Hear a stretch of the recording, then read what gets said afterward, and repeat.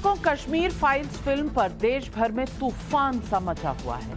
हिंदुओं के साथ हुई क्रूरता ने उस वक्त के सिस्टम को कटघरे में खड़ा कर दिया है। लेकिन पहले केरल कांग्रेस ने कश्मीर में हिंदुओं से बड़ा विक्टिम मुसलमानों को बता दिया और अब उत्तर प्रदेश कांग्रेस ने पलायन का ठीकरा पूर्व प्रधानमंत्री अटल बिहारी वाजपेयी और वरिष्ठ बीजेपी नेता लालकृष्ण आडवाणी पर फोड़ा है।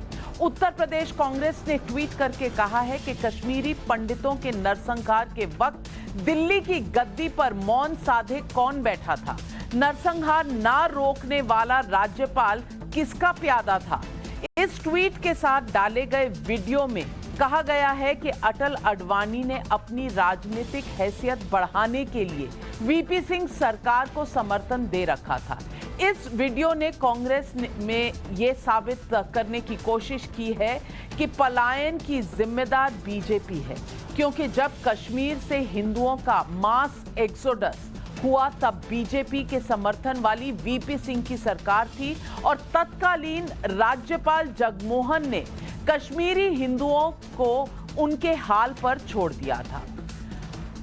अब बात यह है कि एक तथ्य 19 जनवरी 1990 का है, जब कश्मीरी पंडितों का सामूहिक पलायन हुआ। उस दिन केंद्र में वीपी सिंह की ही सरकार थी और जगमोहन राज्यपाल थे, लेकिन यह अधूरा सच है। मैं आपको पलायन की उस क्रूरता की फैक्ट फाइल बताना चाहती हूं। कश्मीर का सबसे अंधकार वाला दिन 19 जनवरी 1990 जरूर था, लेकिन वो दिन अचानक नहीं आया था। वीपी सिंह 2 दिसंबर 1989 से 10 नवंबर 1990 तक भारत के प्रधानमंत्री रहे, लेकिन उसके पहले 31 दिसंबर 1984 से 2 दिसंबर 1989 तक राजीव गांधी थे इस देश के प्रधानमंत्री। और ये कार्यकाल है उनका 31 दिसंबर 1984, जब इंदिरा गांधी पूर्व प्रधानमंत्री का टेररिस्ट अटैक में उनका निधन हुआ था, और उसके बाद 2 दिसंबर 1989 था। उसके बाद का सच मैं आपको बताती हूँ। कश्मीर में आतंकवाद से सबसे बड़ा दुशासन वाला घटना 8 दिसंबर 1989 को हुई थी। 8 दिसंबर 1989 रुबैया सईद का अपहरण हुआ था। अपहरण के 11 महीनों पहले तक ये सरकार राजीव गांधी के नीचे थी। 351 बम धमाकों समेत 1600 हिंसक घटनाएं हुई थी इससे पहले, और जब रुबैया सईद का अपहरण हुआ उसके बाद आतंकवाद चरम सीमा पर पहुंचा, और इन 11 महीनों पहले तक यहां राजीव गांधी प्रधानमंत्री थे। मैं ये भी बताना चाहती हूं कि पलायन की फैक्ट फाइल में पहले कश्मीरी हिंदू नेता टीकालाल टपलू की हत्या हुई थी सितंबर 1989 में, और तब राजीव गांधी प्रधानमंत्री थे देश के। सामूहिक पलायन 19 जनवरी 1990 में हुआ था, और 1 जनवरी से 19 जनवरी तक 319 हिंसक घटनाएं हुई थी। 114 ब्लास्ट, 72 भीड़ की घटनाओं समेत यहां पर कश्मीर में हुए थे। और ये बात शायद आज कांग्रेस पार्टी भी नहीं भुला सकती, और कश्मीरी हिंदुओं को उनके देश ही में शरणार्थी बनाने के लिए कांग्रेस का कितना बड़ा रोल था। और जब कहा जाता है कि जगमोहन गवर्नर थे बीजेपी वाली सरकार के, तो शायद कांग्रेस ये भूल जाती है कि जगमोहन पहले कांग्रेस के साथ भी रह चुके थे, और जगमोहन साहब की चिट्ठियां 1988 से वार्निंग दी जा रही थी, और इसकी जवाबदेही हर सरकार, हर राजनीतिक दल की है। मैं कहना चाहती हूं कि कांग्रेस का केस खुद पाक साफ कह सकती है क्या? और सवाल यह है कि कांग्रेस बड़ी आसानी से जगमोहन को कहती है कि वो बीजेपी के नेता थे, उनके अपॉइंटेड गवर्नर थे, लेकिन उन्होंने ये पत्र लिखा था जिसमें राजीव गांधी को बताया था कि क्या मुझे याद दिलाने की जरूरत है कि 1988 की शुरुआत से मैंने कश्मीर के तूफान पर वार्निंग सिग्नल्स दिए थे। चिट्ठी का उल्लेख जगमोहन ने अपनी एक और चिट्ठी में किया। अगस्त 1988 में हालात को परखने के बाद मैंने कहा था कि संकीर्णता और चरमपंथ के ठेकेदारों के हौसले बढ़ रहे हैं। और जगमोहन ने यह भी लिखा उस पत्र में कि अप्रैल 1989 में मैंने तुरंत एक्शन की गुहार लगाई थी। मैंने कहा था हालात तेजी से खराब हो रहे हैं, अब इसे संभाला नहीं जा सकता। ये सारी वार्निंग्स आई थी जब राजीव गांधी प्रधानमंत्री थे। मई में मैंने अपनी घबराहट जाहिर की थी। चिंता की बात है कि विध्वंसकारियों में हर जीत का उसकी ताकत बढ़ा रही है और केंद्र के खिलाफ शत्रुता फैलाई जा रही है कश्मीर में। ये सारी बातें जगमोहन ने कहा और कहा कि लेकिन आपने कुछ नहीं किया, आपका कुछ ना करना हैरान करने वाला था। इतिहास के पन्ने सिर्फ ब्लैक एंड व्हाइट नहीं होते, उसमें बहुत सारे ग्रे शेड्स होते हैं। इसलिए इतिहास की घटनाओं पर प्रामाणिक किताबें और फिल्में जरूर बननी चाहिए। लेकिन कश्मीर फाइल्स पर जो लोग बेचैन हो रहे हैं वो क्या कोई सच दबाना चाहते हैं? प्रधानमंत्री नरेंद्र मोदी ने कश्मीर फाइल्स पर हंगामा करने वाले इकोसिस्टम पर आज बड़ा प्रहार किया। कुछ लोग कहते तो बहुत कुछ फ्रीडम ऑफ प्रेस की बात, फ्रीडम ऑफ एक्सप्रेशन की बात करते हैं, लेकिन आपने देखा होगा इमरजेंसी इतनी बड़ी घटना कोई फिल्म नहीं बना पाया, क्योंकि सत्य को दबाने का लगातार प्रयास हुई हमारे देश में। इन दिनों आपने देखा होगा कश्मीर फाइल फिल्म की चर्चा चल रही है,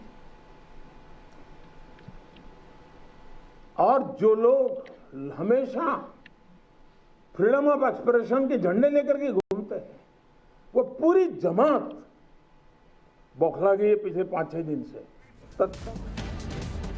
तो आज पब्लिक का सवाल यह है, नंबर 1, कश्मीर में हिंदू पलायन के सच को कांग्रेस दबाना चाहती है क्या? सवाल नंबर 2, कश्मीर में आतंकवाद की आग किसकी नाकामी का नतीजा है? सवाल number 3, the Kashmir file film पर इकोसिस्टम बौखला गया है? ये सवाल है पब्लिक के, और आज हमारे साथ इन सवालों के जवाब देने के लिए मौजूद हैं जीवीएल नरसिम्हा राव, प्रवक्ता हैं बीजेपी के। हमारे साथ जुड़ रही हैं आरती टिक्कू, कश्मीरी पंडित हैं, कश्मीर की हर डेवलपमेंट पर इनकी पैनी नजर रहती है, वरिष्ठ पत्रकार भी हैं। हमारे साथ गजेंद्र सिंह सांखला साहब हैं, कांग्रेस के लीडर हैं। माजिद हायदरी हमारे साथ जुड़े हुए हैं, और हमारे साथ आज Javed Baig, general secretary People Democratic Front से हैं। मैं इससे पहले कि अपने मेहमानों के पास जा सकूं, मैं एक बड़ी खबर आपके साथ साझा करना चाहती हूं। नवभारत के पास इस वक्त एक सनसनीखेज दस्तावेज मौजूद है। यह दस्तावेज पन्नून कश्मीर के चेयरमैन की लिखी चिट्ठी है जो उन्होंने एनएचआरसी को लिखी है। इस चिट्ठी में 1995 की केंद्र सरकार के उस एफिडेविट का जिक्र है जिसमें कहा गया था कि 1990 में कश्मीरी पंडित खुद की मर्जी से कश्मीर छोड़ के गए थे। 1995 में कांग्रेस की सरकार थी और उसने ये कहा अपने एफिडेविट में, इस बात का जिक्र किया। पन्नून कश्मीर के चेयरमैन ने अपनी चिट्ठी में उसी एफिडेविट का जिक्र किया है। और मेरे साथ इस एफिडेविट के बारे में बात करने के लिए प्रणेश रॉय जुड़ रहे हैं। प्रणेश, अगर मैं कोशिश करूंगी प्रणेश से हम संपर्क कर सकें, पर ये एफिडेविट बहुत बड़ा खुलासा है और ये सारे तथ्य कांग्रेस के पास जरूर शामिल थे, उनको पता था, लेकिन फिर भी गुमराह करने की कोशिश लगातार क्यों चल रही है, ये सवाल पूछना आज लाजमी है। आरती टिक्कू जी, मैं आपसे पहले पूछना चाहूंगी, ये ऐसा तथ्य नहीं है जो सब जानते नहीं है, लेकिन 1995 की एफिडेविट की बात जगमोहन जो गवर्नर थे, उनके 1988 से जिस तरह की चिट्ठियां लिखी गई थी राजीव गांधी को, उसकी बात, ये हर बात को क्यों दबाया जा रहा है, क्यों संदेह क्रिएट किया जा रहा है, क्यों कांग्रेस भटका रही है मुद्दे से हर उस इंसान को जो ये सवाल पूछ रहा है कि ये कैसा सच है जो कश्मीर फाइल्स में है और इस देश में लोगों को पता नहीं था कि ये नरसंहार हुआ था, जीनोसाइड हुआ था। देखिए, थोड़ी सी पॉलिटिकल हिस्ट्री जानना ज़रूरी है कि ये किस कॉन्टेक्स्ट में जो कश्मीर में इंसर्जेंसी शुरू हुई, आतंकवाद, पाकिस्तान का इस्लामिक जिहाद शुरू हुआ, ये किस संदर्भ में शुरू हुआ। कांग्रेस पार्टी और नेशनल कॉन्फ्रेंस, फारूक अब्दुल्ला और राजीव गांधी, जिनकी काफ़ी मित्रता थी आपस में, उन लोगों ने एक अलायंस किया 87 में। उससे पहले ही मैं कहूँगी 1971 से ही शुरू हो गया था। 71 के वॉर के बाद ही पाकिस्तान का जो जिहादी मिशन था कश्मीर का, वो शुरू हो चुका था। JKLF आपको याद होगा, जो हाल ही में हम लोगों ने बैन किया, इतने साल लग गए, 40-50 साल लगे उनको बैन करने में, 40-50 साल उनको टेरर ऑर्गेनाइजेशन डिक्लेयर करने में लग गए। तो सिर्फ कांग्रेस की बात नहीं है, इसमें पूरा सिस्टम जो है इन्वॉल्व है।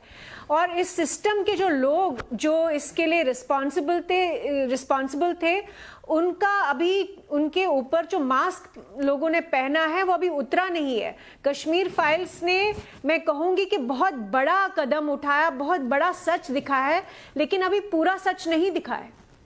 अब मैं ये कहना चाहती हूँ कि JKLF जो है, उनकी क्या सांठगांठ थी नेशनल कॉन्फ्रेंस के साथ, और JKLF ने ये सारी जो आतंकवाद की प्रक्रिया शुरू की और कश्मीरी हिंदुओं को चुन चुन के मारना शुरू किया, ये इसकी जो कड़ियाँ है, ये मिलती है शेख अब्दुल्ला के प्लेबिसिट फ्रंट से, ये मिलती है फारूक अब्दुल्ला और JKLF की आपस की जो सांठगांठ थी, और ये इसके साथ भी मिलती है कि राजीव गांधी और फारूक अब्दुल्ला की मित्रता थी।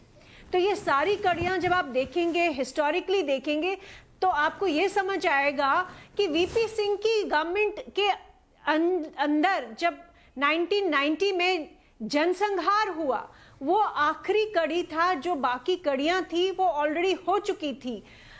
फारूक और राजीव के शासन के अंदर बहुत कुछ हो चुका था। आर्म्स एंड एम्युनिशन पाकिस्तान ने ऑलरेडी उसी दौरान भेजना शुरू किया था। इंदिरा जी की हत्या के बाद आर्म्स एंड एम्युनिशन के डंप्स कश्मीर में बनाए गए। 86 में कश्मीरी पंडितों पे हमले किए गए, हिंदू मंदिरों पे हमले किए गए 86 में। मैं साउथ कश्मीर से हूँ, मैं अनंतनाग से हूँ, मैं इस बात की गवाह हूँ, मेरी फैमिली इस बात की गवाह है कि कश्मीरी पंडितों को सिलेक्टिवली टारगेट किया 86 में। और 89-90 की जो एक्सोडस हुई, उससे पहले 86 में ही एक एक्सोडस हुआ था। मेरे अंकल 86 में कश्मीर से भागे, उसके बारे में कोई आपको नहीं बताएगा, कोई आपको नहीं कहेगा कि ये कहाँ लिखा गया है। लेकिन इस बात की गवाही अनंतनाग वाले दे सकते हैं आपको कि 86 से मतलब इतने फैमिलीज निकली अनंतनाग से कि जब 1990 में हम लोगों का पलायन हुआ तो काफी सारी फैमिलीज ऑलरेडी जम्मू में थी, पलायन कर चुकी थी। तो ये जो कहना है इनका कि इसमें कांग्रेस का कोई हाथ नहीं है, VP सिंह, मैं VP सिंह को कोई क्लीन चिट नहीं देना चाहती हूँ। VP सिंह की सरकार भी रिस्पॉन्सिबल है, क्योंकि इतनी सारी इंटेलिजेंस जो थी, जो लगातार आ रही थी, अगर गवर्नर जगमोहन के पास इंफॉर्मेशन थी, अगर उनको मालूम था कि क्या हो रहा है कश्मीर में, तो ये कैसे हो सकता है कि VP सिंह की सरकार को नहीं मालूम था? ये कैसे हो सकता है कि उनको नहीं पता था कि क्या होने वाला है? और उसके बाद जो हुआ 1990 में जब जनसंहार हुआ, उसके बाद क्या किया VP सिंह सरकार ने? स्टेट बिल्कुल कोलैप्स हो गई, स्टेट का कहीं नामो निशान नहीं था। हम लोग दिन दहाड़े मारे जाते थे। मैं विटनेस हूं एक कत्ल की। मैं एक छोटी बच्ची थी, मैं 12 साल की थी। प्रेमनाथ भट्ट के कातिल को मैंने देखा है भागते हुए। ये मैं आपके चैनल पे आज पहली बार कह रही हूं, लेकिन ये मैंने देखा है और जो मैंने जिया है 1990 के बाद, उसके बारे में मैंने पहले भी बात की है। लेकिन मैं दोबारा कहना चाहती हूं, मैं नहीं चाहती कि भारत के किसी भी सिटीजन पे वैसी आपत्ति या वैसी ट्रेजेडी किसी को फेस करनी पड़ी जो हमने जिया है। मेरी आधी फैमिली रेफ्यूजी कैंप्स में थी, हम लोग झुग्गी झोपड़ियों में थे किराए के। तो ये लोगों का कहना जो आज ये राजनीति कर रहे हैं कि हमारा कोई रोल नहीं था, इस्लामिक जिहाद का भी कोई रोल नहीं था, इसमें गवर्नर जगमोहन का रोल था। एक शख्स, एक एडमिनिस्ट्रेटर, एक आदमी जो लगातार ये बोल रहा था कि ये यहाँ पे पाकिस्तान का इस्लामिक जिहाद जो है वो एक मंसूबे से चल रहा है, एक स्ट्रैटेजी से चल रहा है, उसके खिलाफ जो बोलने वाला आदमी था वो गवर्नर जगमोहन थे। और उसी डर से फारूक अब्दुल्ला ने उनको डेमोनाइज किया, कांग्रेस पार्टी ने उनको डेमोनाइज किया, आज तक डेमोनाइज किया। लेकिन ये नैरेटिव किनका है? ये नैरेटिव JKLF का है, ये नैरेटिव हुर्रियत कॉन्फ्रेंस का है, ये नैरेटिव पाकिस्तान का है। उन्होंने कहा, बेनजीर भुट्टो ने कहा कि जगमोहन गजेंद्र सांखला जी, मुझे ये बताइए, कभी केरल कांग्रेस, कभी यूपी कांग्रेस मामले को भटकाने में इतनी जल्दबाजी क्यों कर रही है? क्यों आप जवाब नहीं देते? क्यों गवर्नर जगमोहन के ऊपर सवाल उठा रहे हैं? क्यों राजीव गांधी सरकार पर कोई सवाल नहीं है? क्यों आप आरती टिक्कू के सवालों का जवाब नहीं देते कि 1986 से अनंतनाग से पलायन शुरू हो चुका था? क्यों आप आज आरती टिक्कू के इस सवाल का जवाब नहीं दे सकते कि एक 12 साल की बच्ची ने वहां कत्ल होते हुए देखा, चश्मदीद गवाह है? कहां था स्टेट? कहां थी दिल्ली की सरकार? कहां था आपका जस्टिस का सिस्टम? दोस्तों की वजह से आपने लोगों को बलि चढ़ा दिया। नाविका जी, कांग्रेस पार्टी ने इस देश की आजादी के लिए संघर्ष लड़ा है, इस देश को आजाद कराया है और आजाद कराने के बाद देश को एकजुट रखने में कांग्रेस ने अपने नेताओं की आहुतियां दी है। आपको ध्यान होना चाहिए 1971 की लड़ाई के अंदर जिस तरह से पाकिस्तान को शिकस्त मिली, उस शिकस्त का मुकाबला वो सामने से नहीं कर सकते थे, इसलिए पाकिस्तान ने गुप्तचर भेजे। पाकिस्तान की टेररिस्ट एक्टिविटीज के माध्यम से लगातार कश्मीर के अंदर टेररिस्ट एक्टिविटीज होती रही, लेकिन कांग्रेस की सरकारों ने जिम्मेदारी के साथ उनका मुकाबला किया, उनके मंसूबों को कभी कामयाब नहीं होने दिया। लेकिन भौगोलिक परिस्थितियों की वजह से गाए बगाए वो एक्शन करते रहते थे, कार्रवाइयां होती थी, ये किसी से छुपी हुई नहीं है।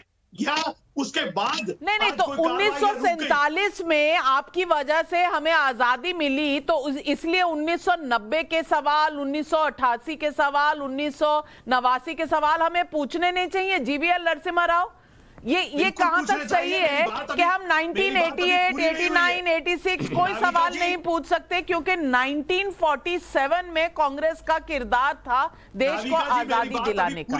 जवाब दीजिए आप गजेंद्र शेखावत जी को। देखिए, कांग्रेस, मैंने अपनी बात अभी पूरी नहीं की है, मैं बात पूरी करना चाहता हूं। और 1984 राइट्स, सिख राइट्स के लिए भी कांग्रेस अपने कोई जिम्मेदारी नहीं लेगी। और देखिए, कांग्रेस पार्टी एक फिल्म रिलीज होने के बाद, सच उजागर होने के बाद, कांग्रेस पार्टी क्यों अब झूठ के सहारा लेकर के अपने बचाव करने की कोशिश क्यों कर रही है? और कांग्रेस के पूरे इकोसिस्टम, जैसा आज माननीय प्रधानमंत्री जी ने कहा, कांग्रेस के पूरे इकोसिस्टम, मीडिया में हो या इंटेलिजेंसिया में हो, फिल्म को बदनाम करने के, सच को जनता तक नहीं जाने के लिए क्यों इतना बेताब क्यों है? यदि आपका कोई रोल नहीं था, आप सरकार में, आप जम्मू कश्मीर नेशनल कॉन्फ्रेंस के साथ गठबंधन में थे। मैं अभी देख रहा हूं नाविका जी, 1987 elections, assembly elections were fought jointly by National Conference and Congress Party in Jammu and Kashmir. 76 कुल असेंबली सीट है, 31 सीटों पर कांग्रेस पार्टी लड़ी थी, 26 जीती थी। Jammu Kashmir national conference 45 seat पर लड़ी थी, 40 जीती थी। मतलब आपका बहुत कोजी अलायंस था। कांग्रेस के इतने सारे विधायक थे, ये वो इलेक्शन के इंटीग्रिटी को लेकर कई सवाल उठे हैं, मैं उस पर नहीं जाना चाहता हूं, बट लेकिन आपका क्या दायित्व था? आपने जम्मू कश्मीर में इसको रोकने, आप गवर्नर, जब वहां सरकार थी 87 से लेकर 90 तक जम्मू कश्मीर के मुख्यमंत्री के रूप में फारूक अब्दुल्ला थे, आपके सहयोगी दल थे, तो आपका कोई दायित्व नहीं बनता था? कौन कहता जो है प्रदेश में आपका क्या रोल रहा है? कांग्रेस पार्टी ने अपना दायित्व आप पूरा पूरे निभाया है। नरसंहार को और न कांग्रेस के केवल कार्यकाल होने के दिया, अंदर आप इस किसी पे भी तरीके से उनका पलायन पूरे नहीं हुआ। नरसंहार के लिए कांग्रेस पार्टी इक्वली जिम्मेदार है।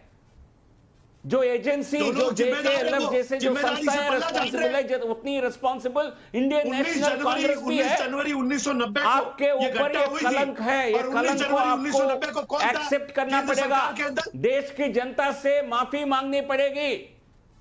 मैं डिमांड करता हूं, आज कांग्रेस पार्टी बेशर्त देश के कश्मीर पंडितों से, देश से माफी मांगे। आप चुप्पी साधने के लिए, झूठ बोलने के लिए, इस पर पर्दा डालने के लिए, सच्चाई उजागर ना हो इसके लिए आपको कई सारे माफी मांगने होंगे। बिल्कुल गजेंद्र सांखला जी, जवाब दीजिए, क्या कांग्रेस पार्टी माफी मांगने के लिए तैयार है? नंबर 1 और नंबर 2, माफी तो मांगना दूर, ये जो बार बार ट्वीट्स आ रहे हैं, कभी यूपी कांग्रेस से, कभी केरला कांग्रेस से, मैं पूछना चाहती हूं, ये जख्मों पर नमक क्यों छिड़का जा रहा है? सांखला साहब। नाविका जी, जख्मों के ऊपर नमक भारतीय जनता पार्टी छिड़क रही है। भारतीय जनता पार्टी सत्ता में थी, उस समय सत्तासीन हुए, तब कश्मीरी पंडितों को मारपीट करके निकाला गया। ये चुपचाप बैठे हुए सत्ता का लाभ ले रहे थे, सत्ता की लोलुपता का फायदा उठा रहे थे, बोले नहीं। जैसे ही लाल कृष्ण आडवाणी को गिरफ्तार किया रथ यात्रा के अंदर, इन्होंने अपना समर्थन वापस ले लिया। आपने कश्मीर पंडितों की, अगर आपको चिंता होती, आपने समर्थन वापस क्यों नहीं लिया? आपने वीपी सिंह सरकार से समर्थन वापस क्यों नहीं लिया? क्यों मूक दर्शक बनकर बैठे रहे? अपनी गलती को छुपाने के लिए, अपने गुनाह को छुपाने के लिए कांग्रेस कांग्रेस कांग्रेस कह करके बदनाम करने की साजिश करते हैं। माजिद हैदरी, ना ये जिहाद था, ना ये कांग्रेस की गलती थी, बीजेपी की सरकार, बीजेपी बाहर से समर्थन दे रही थी, उनकी गलती थी। ये सवाल ना पूछा जाए कि फारूक अब्दुल्ला और राजीव गांधी में उस वक्त क्या चल रहा था, क्यों जगमोहन साहब की चिट्ठियां ना पढ़ी गई थी। मैं पूछना चाहती हूं, इतने सारे सवालों का 32 साल से कोई जवाब नहीं, बल्कि सवाल पूछने वाला भी कोई नहीं, और आप कहते हैं कि कश्मीर में रहने वाला हर इंसान हमारा भाई, हमारी बहन था। मैं पूछना चाहती हूं माजिद हैदरी, आज दिल पर हाथ रखकर कहिए कि क्या आप गुनहगार नहीं हैं उनके, जिन्हें कश्मीर से बाहर निकलना पड़ा, जो अपने देश में खुद रेफ्यूजी बन गए? नाविका कहूंगा, लेकिन सब क्या समझते इस कश्मीर पर सरकार। मुझे आपकी ऑडियो में प्रॉब्लम आ रहा है, मैं जब तक वो ठीक कराती हूँ। जावेद बेग साहब, आज आपने ट्वीट भी डाला है, और उस ट्वीट में जो आपने मंजर दिखाया, जो दृश्य दिखाया है, शायद वो देख के आत्मा दहल जाए किसी की भी। मैं पूछना चाहती हूँ, क्या देश को सच मालूम नहीं था, या सच हमसे छुपाया गया था, या इस वक्त सिर्फ एक दूसरे पर उंगली उठाने का काम हो रहा है, सच देखने और उसका सामना करने की किसी में हिम्मत भी नहीं है?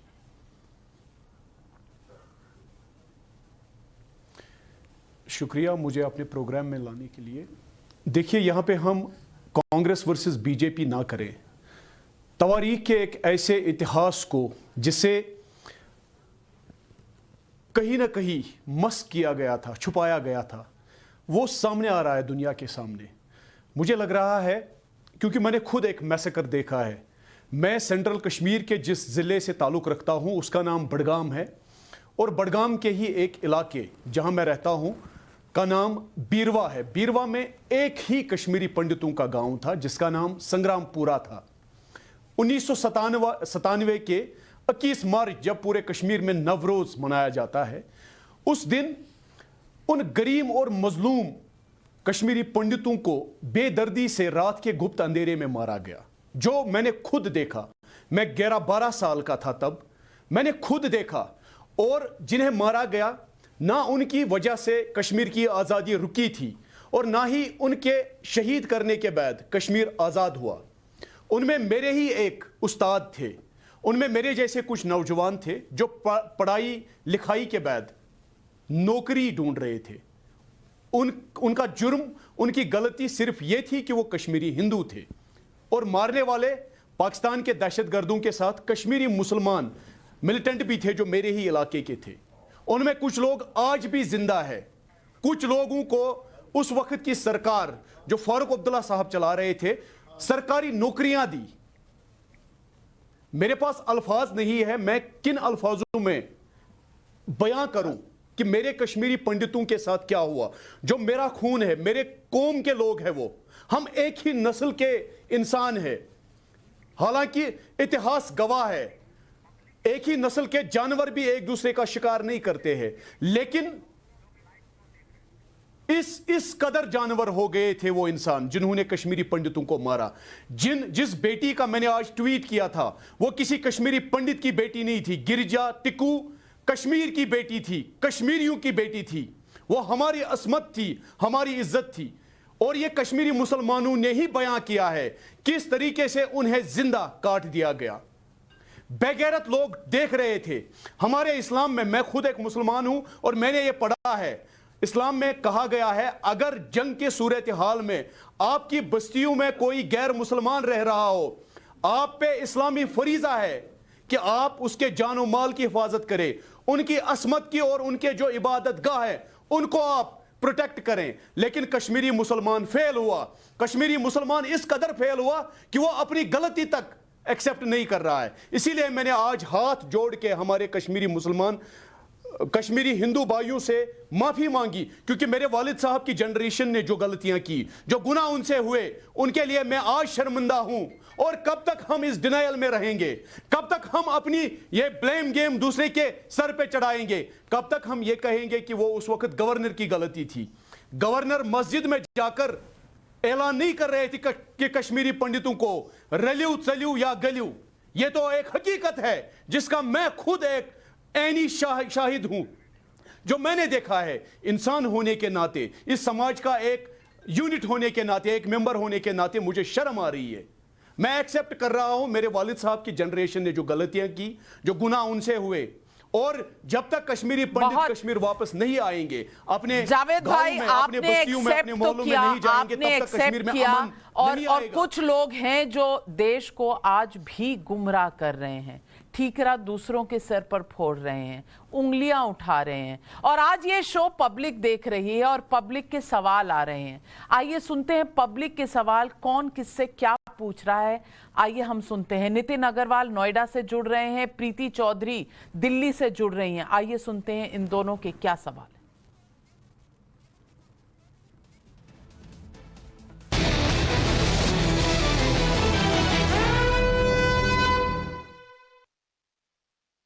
पिछले दिनों एक मूवी रिलीज़ हुई जिससे सेक्युलरिज्म की आड़ में जिहादी मानसिकता रखने वाले लोगों को बहुत दिक्कत हुई। तो मेरा उनसे एक सवाल है कि क्या आपको सच में लगता है कि 1990 के दशक में वहाँ कुछ नहीं हुआ होगा? और अगर ऐसा सच में है तो क्यों गंगा और जमुना सभ्यता की मिसाल कश्मीर में नहीं दी जाती? आर्टिकल 370 खत्म हुआ, अच्छा है, पर अब आगे क्या? सरकार बताए कि कश्मीरी पंडितों की घर वापसी कब होगी? दो सवाल। पहला सवाल मैं पूछना चाहूंगी गजेंद्र सांखला जी से। और सांखला साहब, ये बताइए कि दोषी कौन? और यहां दोष भी अगर हम ना पूछें आज 32 सालों बाद, तो हमें कम से कम सच तो बता दीजिए कि ये दूसरों पर उंगलियां उठाना कब बंद होगा?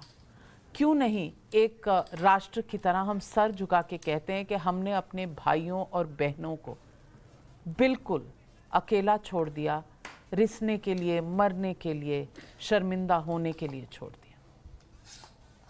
नाविका जी, इसमें कहीं दो राय नहीं है कि जो घटना हुई बहुत विध्वंसक थी, बहुत गलत थी, निश्चित रूप से। लेकिन एक बात आप इसको मान करके चलिए, वर्तमान की सरकार का तरीका यही है, काम कुछ करना नहीं है, केवल पुरानी सरकारों के कामों को उधेड़ना उसको बदनाम करना, उनको गलत लोगों के सामने गलत तरीके से प्रस्तुत करना।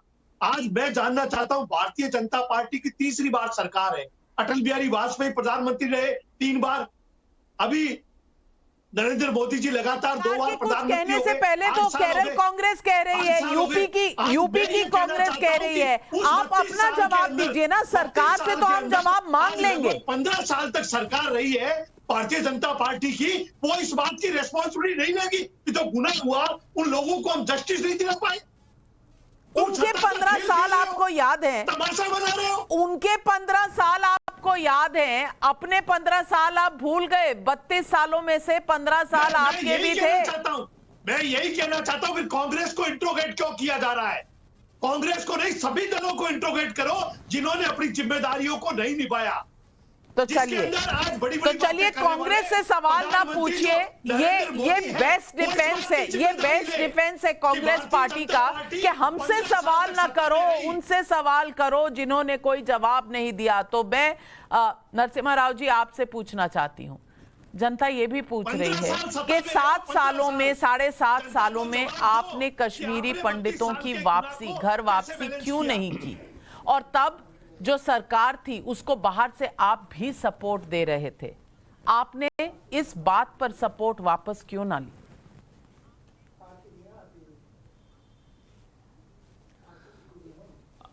नाविका जी, आपका जो पहला प्रश्न है, कश्मीरी पंडितों को उनको न्याय दिलाने के लिए जम्मू कश्मीर के अभी जो गवर्नर का शासन है उसमें बहुत पहल किया गया।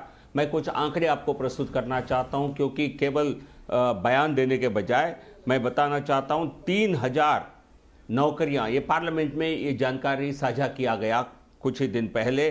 3000 कश्मीरी माइग्रेंट्स को, कश्मीरी हिंदुओं को 3000 नौकरियां दिया गया उसके जरिए, क्योंकि वो वापस जाएंगे तो करेंगे क्या, उनको नौकरी चाहिए उनको, और उनको जो संपत्ति, जो प्रॉपर्टी वो छोड़ कर आए थे, एक पिछले साल उन सबको जानकारी देने के लिए आग्रह किया गया और ऐसा हजारों लोगों ने अपनी जानकारी दी। उन हजारों केसेस को काफ़ी हद तक रिजॉल्व किया गया, कई लोगों को उनको संपत्ति लौटाई गई। आप चाहते हैं तो मैं जानकारी दे सकता हूं। तो इसमें the land of 610 applicants has been restored, तो 610 लोगों को वापस उनकी भूमि दिया गया। कुछ लोगों की जमीन पर किसी ने अवैध कंस्ट्रक्शन किया तो उनको नोटिस दे करके उनको वहां से वेकेट कराया गया।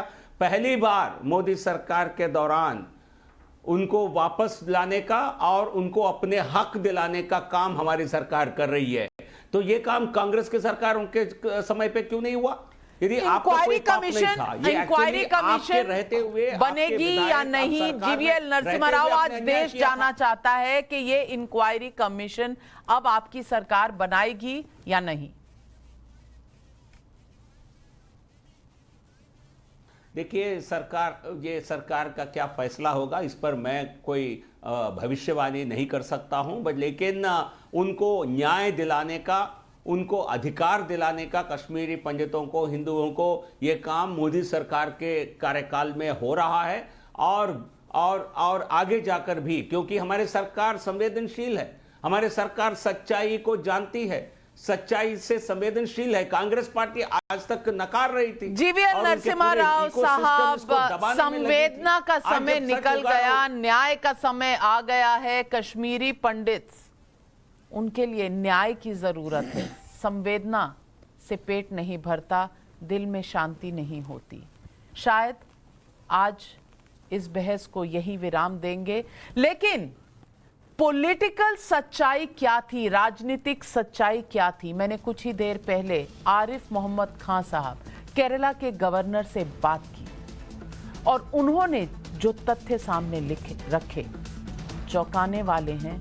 और इसको समझिए, ये एक और सबूत इस बात का कि फारूक अब्दुल्ला साहब और राजीव गांधी के बीच में उस वक्त क्या चल रहा था। आंखों देखी बात, सबूत के तौर आपके साथ।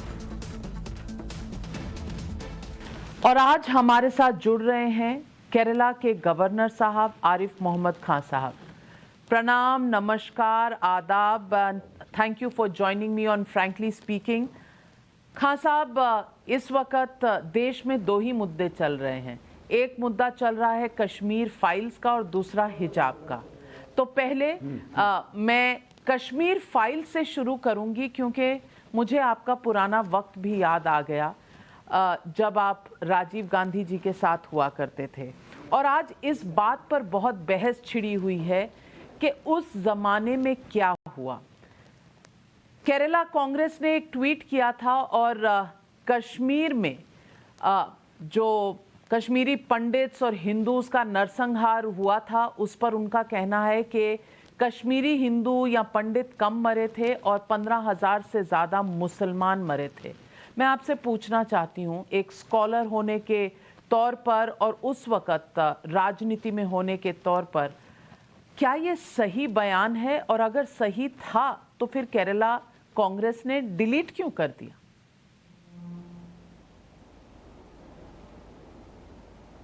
मुझे इसके बारे में जानकारी नहीं है, लेकिन मैं बहुत दफ़ा ये बात कही है कि लाशों की गिनती करना अपने आप में बड़ा अमानवीय काम है। मैं इस विषय पे न सिर्फ बोला हूँ बल्कि मैंने पहले लिखा है। मैं लाशों की गिनती करने की बजाय ये देखूंगा कि वैली से कितने लोग अपना घर छोड़कर बेघर होने पे मजबूर हुए, अपने ही देश में रेफ्यूजी बने, अपने ही देश में रात के अंधेरे में उनको जिस तरह से उनके दिलों में खौफ पैदा किया गया, आतंक पैदा किया गया, जहां लाउड स्पीक सर्दियों की रात दिसंबर जनवरी, और उसमें जिस किस्म की कॉल, वो तो डॉक्यूमेंटेड है, मेरे बताने की बात नहीं है, और जहां ऐलान किए जाते थे कि बच्चियों को छोड़ के बाकी सब लोग चले जाओ, इत्यादि इत्यादि। मैंने अभी 6 महीने भी नहीं हुए हैं, श्रीनगर में एक सम्मेलन था, वहाँ पर मैं गया था, मैं बोला था और मैंने ये बात कही थी कि हमारा अपना संविधान है, हमारे कानून हैं, लेकिन जो स्क्रिप्चर्स हैं, जो धर्म ग्रंथ हैं, वो बड़ी हद तक एक भूमिका अदा करते हैं हमारे रवैये, हमारे एटीट्यूड को बनाने में। और अगर उस नज़र से मैं देखूं तो कुरान एक ही जगह पर हथियार उठाने की इजाज़त देता है, और वो है कि अगर किसी को उसकी आस्था के कारण उसके ऊपर इस हद तक जुल्म किया जाए कि वो अपना घर बार छोड़ने पर मजबूर हो। और साथ में मैं ये भी एक बात कहूँगा कि ये कोई, मैं ये नहीं मानता हूँ कि ये संप्रदायों के बीच में कश्मीर में संघर्ष था। नहीं, कश्मीर तो सूफियों की सरजमीन। कश्मीर में तो जो सबसे बड़ी शख्सियत है शेख नूरुद्दीन की, वो लल्लेश्वरी जो शिव भक्तनी थी, वो अपने आप को उनका शिष्य मानते थे। लिहाजा कश्मीर में ये कोई संप्रदायों का झगड़ा नहीं है। हम सब जानते हैं कि ये आतंकवाद कहाँ से आया है। कश्मीर के भी पहले से हम ये आतंकवाद 1980 से झेल रहे हैं। पूरी दुनिया जानती है और हम भी जानते हैं कि वो सेंटर कहाँ पर लोकेटेड थे जहाँ पे आतंकवाद की ट्रेनिंग दी जाती थी। वो कौन लोग थे जिन्होंने चरारे शरीफ में आग लगाई शेख नूरुद्दीन के मजार में, हम वो भी सब जानते हैं। लेकिन हर चीज को, अगर उस जुल्म की दास्तान को बयान किया, मैं फिल्म के बारे में नहीं जानता हूं, मैंने अपनी जीवन में 4-5 फिल्मों से ज्यादा नहीं देखी होंगी, न ये इस फिल्म के बारे में पता है, लेकिन जो कुछ मैं सुबह से सुन रहा हूं उससे ये लगता है कि वो लोग जिनके ऊपर जुल्म हुआ, जो अपना घर बार छोड़ के भागे, उनसे मुताल्लिक ये फिल्म है। अगर इसको भी सांप्रदायिक रंग दिया जाएगा तो ये अपने आप में क्या कहूं मैं, इससे ज्यादा अफसोसनाक बात कुछ और नहीं हो सकती। आरिफ मोहम्मद बहुत खान साहब, मैं आपसे अफसोसनाक बात। पूछना चाहती हूं कि उस दौर की बात है और आज कांग्रेस पार्टी ने ये मुद्दा भी उठाया है कि ये उस दौर की बात है, 1990 19 जनवरी की वो भयानक रात जब सेंटर में वीपी सिंह की सरकार थी और उसे सपोर्ट करने वाले बीजेपी थे, यानी कि वाजपेयी और अडवाणी। लेकिन दूसरा पहलू कहता है कि इस बात के लिए आगाह करने वाले वहां के गवर्नर जगमोहन साहब ने 1988 से खतों खत लिखे गए राजीव गांधी को। मैं आपसे पूछना चाहती हूं, क्या राजीव गांधी जी ने इग्नोर किए ये वार्निंग सिग्नल्स जिसके बारे में गवर्नर साहब जगमोहन साहब की एक चिट्ठी पब्लिक डोमेन में अब आई है? क्या इस वक्त जो कांग्रेस बीजेपी पर उंगली उठा रही है ये सही पहलू है या कांग्रेस रिस्पॉन्सिबल है? सही क्या है, सच्चाई क्या है?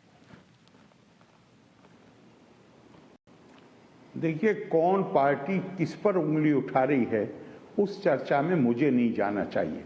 मैं तो इसको मानवता के दृष्टिकोण से देखूंगा। मैं एक बात जानता हूं, अगर आप ये भी कहिए कि सरकार किसकी थी, केवल राजनीतिक उससे भी देखिए तो भी हम अच्छी तरह जानते हैं कि ये कश्मीर में जो टेररिज्म है वो स्पॉन्सर्ड टेररिज्म था। वो आज भी जो कुछ हो रहा है वो सरहद पार से लोग आके वो वहां ट्रेनिंग लेते हैं और वो आके यहां हिंसा का नाच नाचते हैं। ऐसे मामले में साधारणतया ये होना चाहिए कि हम सब जहां मानवता का प्रश्न हो वहां पे हमें उसे बांट के देखने की कोशिश नहीं करनी चाहिए। जो आपने बताया, मैंने पहले ही कहा कि मुझे निहायत अफसोस है अगर इस तरह का ट्विटर आया या वो विड्रॉ बाद में हुआ तो अच्छा ही है कि वो विड्रॉ हुआ, लेकिन हर चीज को सांप्रदायिकता की दृष्टि से देखकर गिनती करना ये मुझे हरगिज भी स्वीकार्य नहीं है। और ध्यान करिए कश्मीर के ऊपर क्या आमतौर से क्या एटीट्यूड रहा है। जब नरसिम्हा राव जी की सरकार थी तो नेता कश्मीर पर भारत का पक्ष प्रस्तुत करने के लिए यूनाइटेड नेशंस की ऑर्गेनाइजेशन के सामने